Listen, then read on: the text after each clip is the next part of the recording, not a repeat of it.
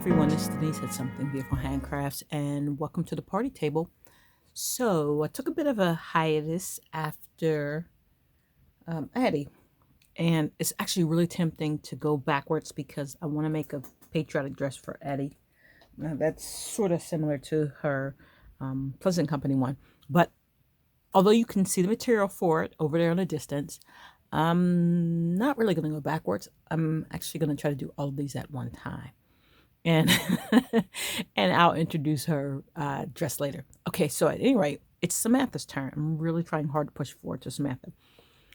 Samantha, if just in case you don't know, Samantha's story starts in 1901, I want to say, or maybe it's 1904. I should look at the book. And she is a orphan. Her parents were killed in a car accident, and she lives with her grandmary. And so she's fairly well off, I'd say, yeah, affluent for the time period. But according to the story, she's a sweet little girl. And that's about as much as I know because I haven't actually read any of the books. And Samantha, Molly, and Kirsten, of course, were a part of the original Pleasant Company 3 from the very first dolls. This particular Samantha, I'm trying to remember from the Samantha video I made when I first got her. She is, of course, a 90s doll. And I would say she is an early 90s doll because she has a ribbon wig. And I know I have an Addie with a ribbon wig, and Addie came out in 93, 94. Actually, I can't remember. Yeah, I think 93. And so I know that my Samantha and my Addie are definitely older than my Felicity. Felicity came out in 91, and the Felicity I have is definitely not like a first edition Felicity. So I know those two dolls are older because of their ribbon wigs. At any rate, she's a Pleasant Company doll. And I am going to work through her Pleasant Company outfits. Now, I've already made that cranberry dress. I made that cranberry dress a lot, if you saw the Christmas video. And I did make her birthday dress, but I made it I did a kind of like a hybrid thing. So I'm going to actually make the birthday dress and apron for her. I'm going to make her lacy whites. I may or may not make her cape since we're kind of past the season. But before I jump into that, there is a 1870s bustle dress that I'm just like enthused to make. And there's no doll for 1870s. There's no doll between Eddie and Samantha. So Samantha's going to get to wear this bustle dress. So let me currently show you what I have on the table. Okay, this is just some basic cotton. And this is what I'm going to use to make Sam's birthday dress. And I could have recreated with the stripes, but I decided that I don't want to recreate the Pleasant Company dress. At some point, I may actually get one of those Pleasant Company dresses.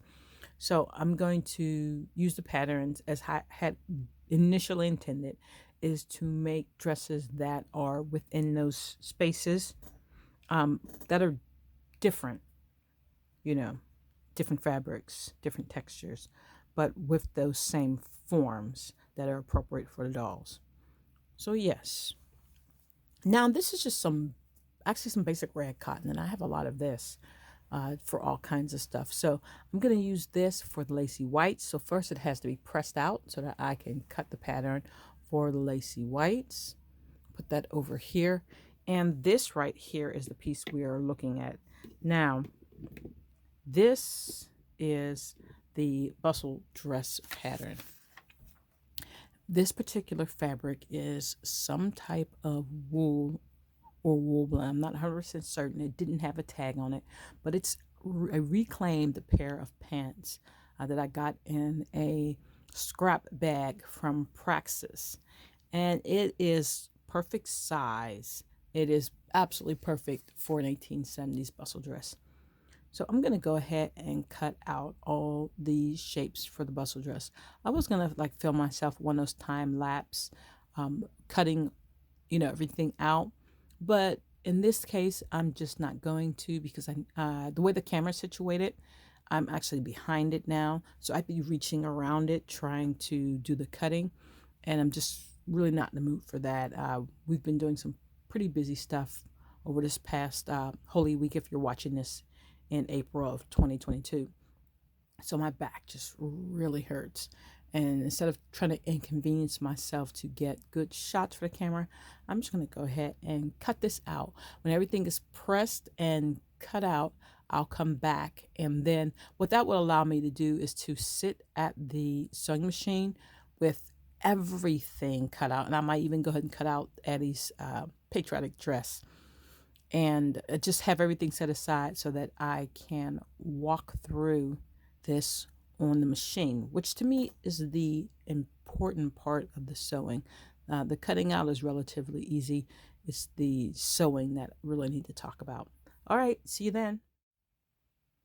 So I have all the pieces cut for everything except for Addie's dress, but of course this isn't her video. So we don't have to worry about that. I'll get that done eventually. Here's the pieces for the bustle gown, pieces for the lacy whites right here, and the pieces over there for the pinafore dress. So I'm going to go ahead and start with the bustle gown. So we're here at the ironing board for the pin tucks because I could not find my chalk. Not sure where it is. If I don't locate it soon, I'll just pick up some extra chalk. Okay, anyway, so I did the stay stitching around the edge and clipped them, and I am ease stitching this around this side. And I got to tell you, I've learned a valuable lesson through these dolls, which is one of the reasons I'm doing this, about ease stitching. And I know that my people clothing is going to turn out a lot better. Putting the pins in here. And then for the most part, I'm going to do a lot of this with the hand stitching. And after I've kind of basted it on, then I'll go to the machine and really clean up all the stitching and then run the zigzag stitch around that. So I've completed up to step 7 in the instructions, and I am just about to do the pleat in the back. And this is the point at which I have to stop and make sure that this is going to fit this doll. As you may well already know, or maybe not, the Pleasant Company dolls are a bit bigger than the Mattel dolls. And I think some of the early Mattel dolls are a little bit bigger than the Mattel dolls that are made now. That's what I'm trying to say. So, clothes sometimes don't fit or fit tightly. And the patterns that are made now, most of the ones I know, I think maybe not the older Keeper's Dolly Duds, but I know a lot of the newer patterns now are made for the measurements of the Mattel dolls. And I mean, those measurements can vary up to 1/4 of an inch, which does make a difference. So I want to make sure that this is going to be a fit around her body. What I normally do, because I've had people say don't make these patterns for the Pleasant Company dolls, they won't fit and yada yada yada, which yeah, I can understand that. But what I normally do in order to make sure that they fit is I just scant the seams. So instead of having a 1/4 inch seam, I'll have a little less than a 1/4 inch all the way around, and that adds up, and that gives the correct width and length and things of that nature. So I'm just testing it out and finding out if I do the pleat as deep as it suggests, where will this garment fall. I can see that it's slightly off the center line.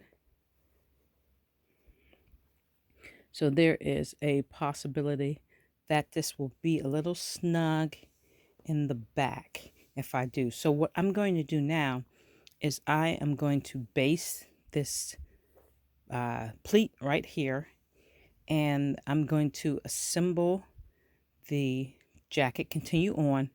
If I find that it is going to be too tight, then I will just move this over a bit. And you know, maybe I will do basting stitches here and here.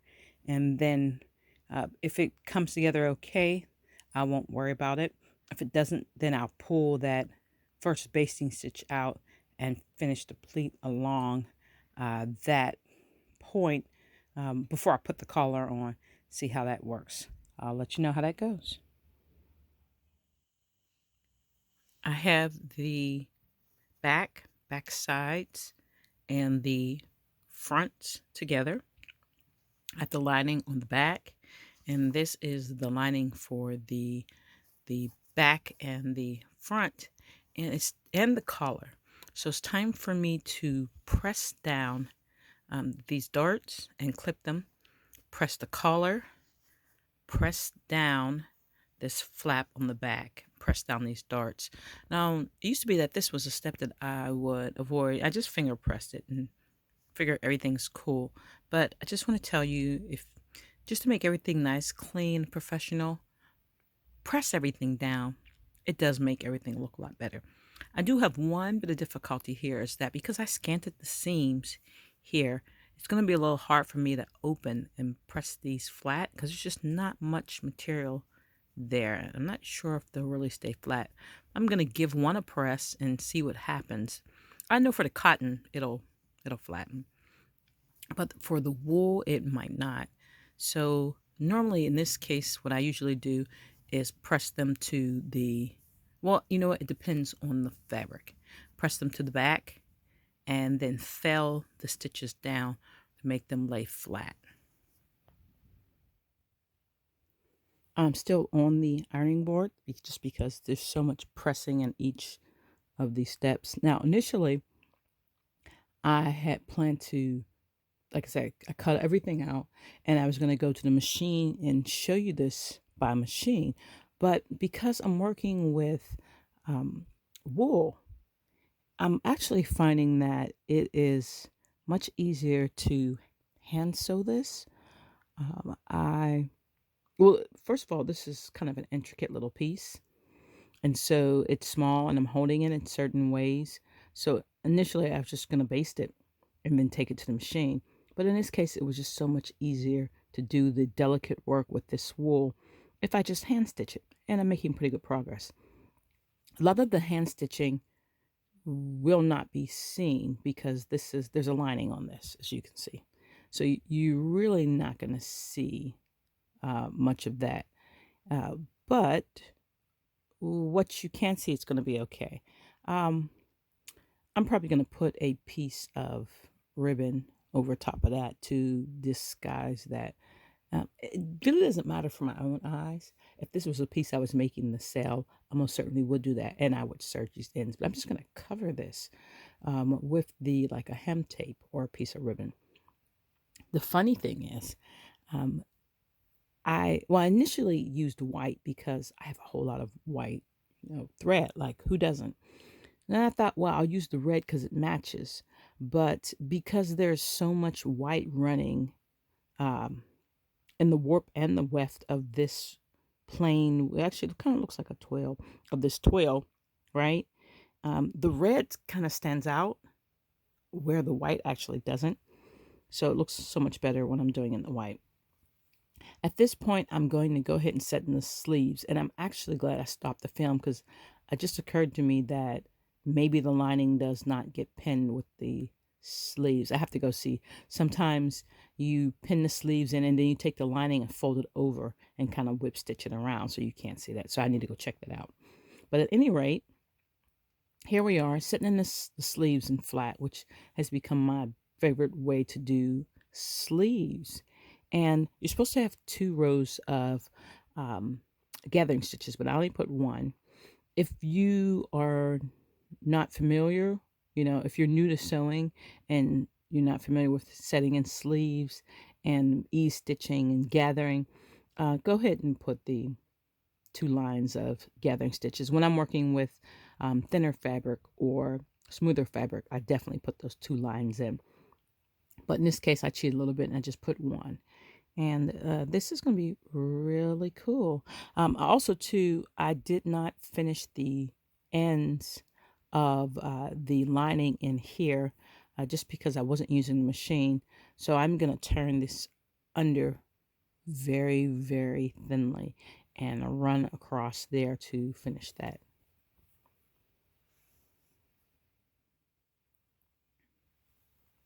Not showing much of the hand stitching because I'm like sitting here under a blanket and it's comfortable and not really the thing you want to show in your videos. But I figured I'd show you real quick what I'm doing with the hand stitching. Normally, I stitch make the stitch size according to the fabric I'm working with. Or, a lot of times if I think it's going to be seen, let's just be honest about that. So, and also too, if I'm planning on taking it back out again.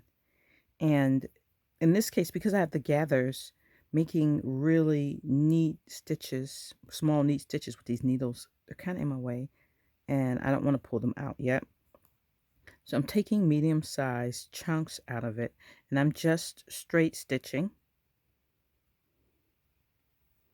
And I go so far with the straight stitching, pull it through, and then I usually backstitch or slip stitch. It depends on which way the fabric is turned and what's going on here.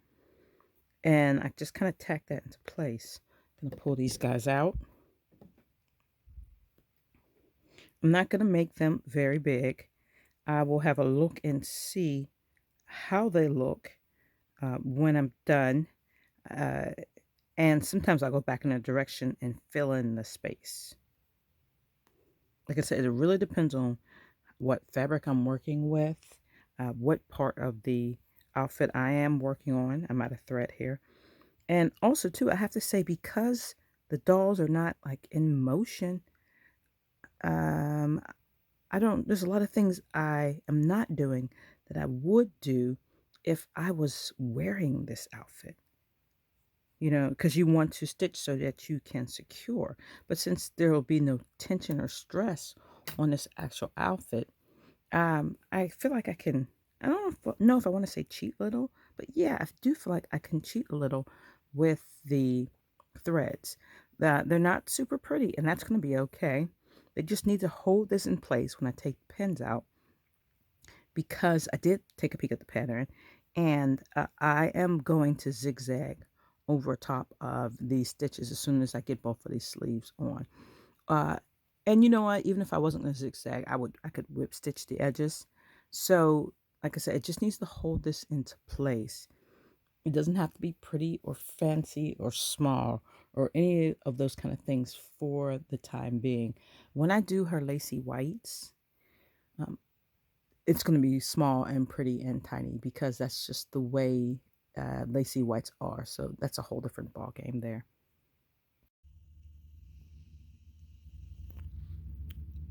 Important to try it on. And so here is Samantha. And it's only now I realize that she doesn't have a corset on.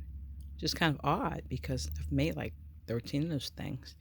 I'm not sure who's wearing them or where they're at. But once she puts the corset on, it'll look a little more into form. And so far, I like it. It fits okay. I see some things I'd like to fix, which you probably can't even see in this light. But I may just leave those alone. Turn around, look at the back. Okay. It bothers me just a teeny bit that the pattern doesn't square up, and I could take it apart and fix that, but you know what? I'm just not even going to worry about it. It'll be all right. But so far, so good. So I did open the jacket. I did a zigzag around the edges of the shoulder, which of course I was hoping it would turn out so you could see it, but it didn't. But at any rate, just believe me when I said that.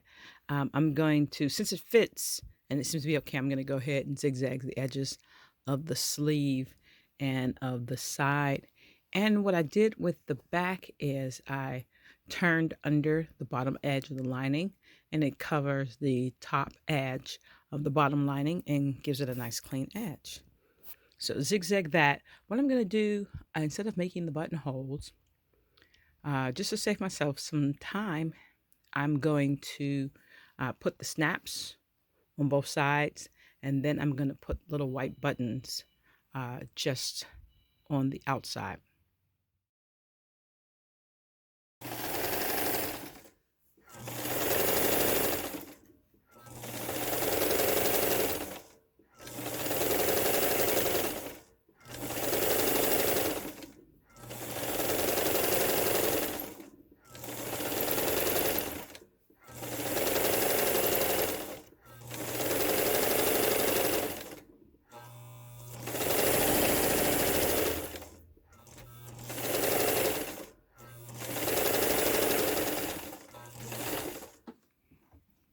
There we are. I finished the edges of the back of the overskirt.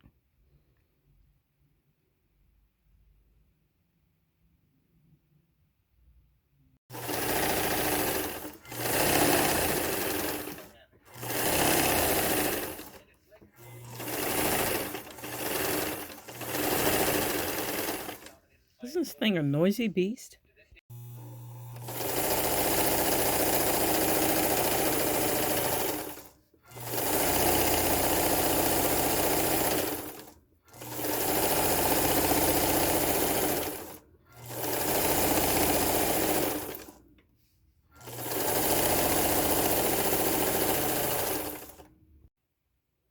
The overskirt is finished.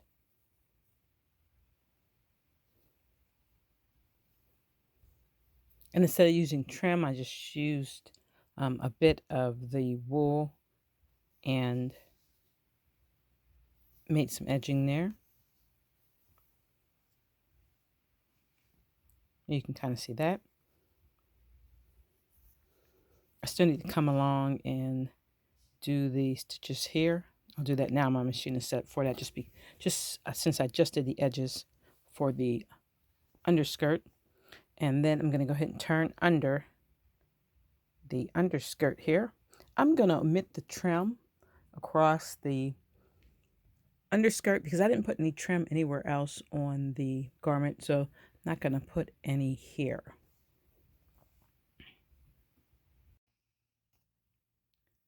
Just attach the overskirt to the underskirt, pinning them all together to the waistband. I hope I got it right. I'm going to have a nice big loose basting stitch. Then I'll check it out. I feel pretty accomplished, like I used every pin that's on the pin cushion.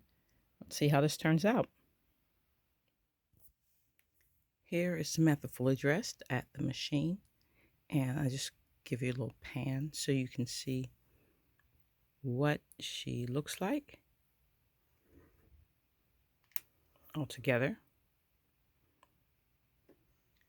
And I'm going to go ahead and undress her so you can get a complete view of what's happening here. Okay, so this is a bit of an odd view, but it's important to see what Samantha is wearing underneath because that really makes the shape of the gown. Okay, first of all, she does have on a chemise, and she doesn't have a bustle on because I haven't made it yet. But she does have a chemise with a ruffle, so it does push the skirt out just a little bit.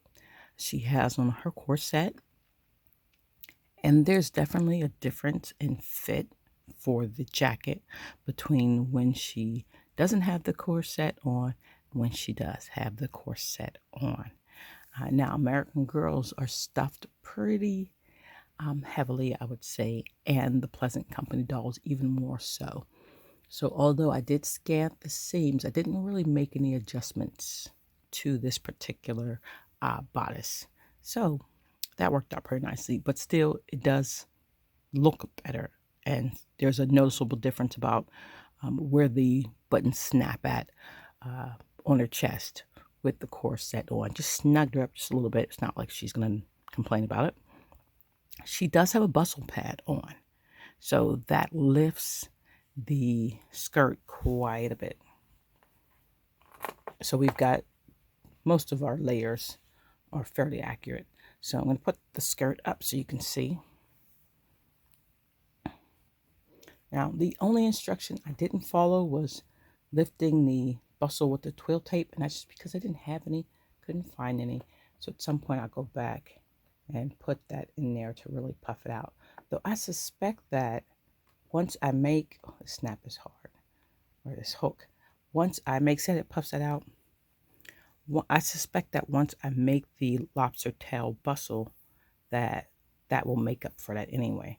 But she does have a bum pad on, so you can see that kind of adds the poof in where it's supposed to be. Okay, so here is the inside of the jacket. You have to ignore my snaps over here. I had like a serious hard time sewing these on, so I'm gonna have to clean them up later. But as you can see, I did finish the inside quite nicely. Zigzag stitch around. Turned out lovely. Lining is just beautiful. This wool was a excellent choice, and hopefully in the future I'll be able to find some more. It's actually pretty rare in the thrift stores to find any good wool clothing anymore. I bet you it's been decades, well, since I've been growing up here. Uh, I moved here when I was a teen. The people here just don't seem to wear it. Uh, there's just such a flow of cheap clothing around here, and they just don't seem to wear nice, good winter wools anymore. So I can't find them in the thrift stores. Thrift store is full of fast fashion and cheap junk fabrics. You get in a thrift store what is in your neighborhood, your area. And so I just don't really find these good suitings anymore. And the rare occasion when I did, they were, you know, too good to be cut up. They were good enough to wear. So this was already cut up, as I showed you at the beginning, and so it wasn't like I was sacrificing it. There's a really nice pair of, I want to say it's Anne Klein pink wool pants that was also in this, and I don't wear pants. Even if I could, it'd be too small for those, even if I did. And so I hate to cut them up because they're such a really nice pair of expensive pants, but at the same time, that pink wool would make a really nice doll suit.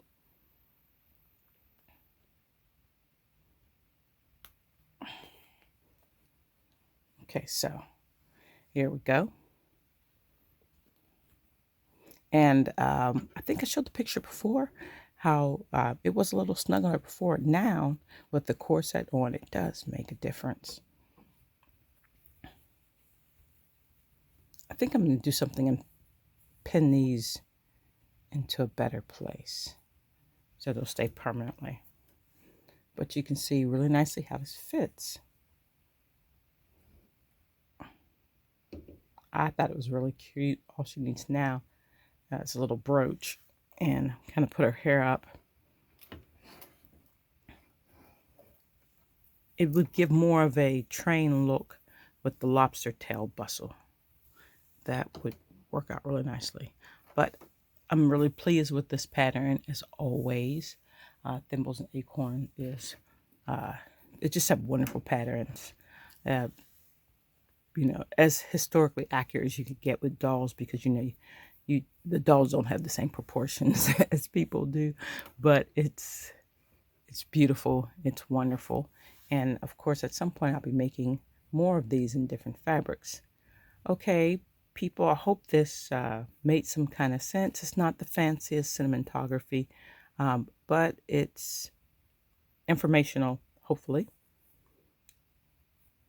And try this pattern out if you want a bustle pattern for your historical dolls. Thanks a lot. Have a great